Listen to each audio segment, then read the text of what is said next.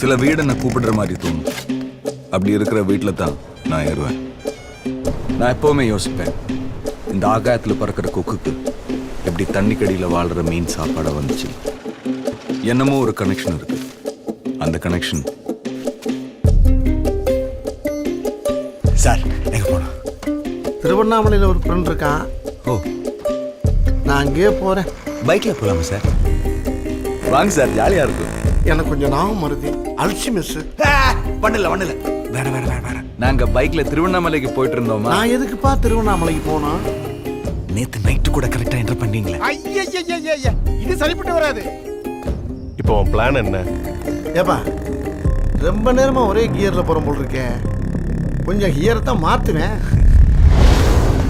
பைக்கை பத்தி ஏதாவது தெரிஞ்சுதா? செக் பண்ணிட்டு இருக்கோம் மேடம், உடனே கண்டுபிடிச்சிடுறோம். வாழ்க்கைன்னா ஜாலியா இருக்கணுமா வேணாமா? இருக்கணுமா வேணாம்.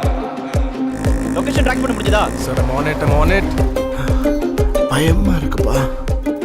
எதுக்கு? என்னையவே முழுசா மறந்துடணும்னு பயமா இருக்கு. பொறுமையாக போயிட்டு இருக்கேன். எப்போ என் கண்ட்ரோல் போக போறதுன்னு எனக்கே தெரியல.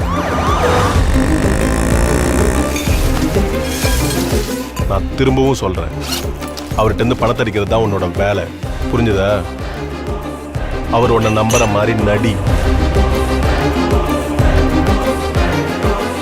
வாழ்க்கையிலே மறக்க முடியாத பயணம். என்ன பண்றது, இதையும் மறந்துடுவீங்க. மறந்துட்டேன்னா மூன்றாம் முறை கமல் மாதிரி இப்படி ட்ரை பண்றியா? ஐயா, அந்த மாதிரி மகா நடிப்பெல்லாம் எனக்கு வராது.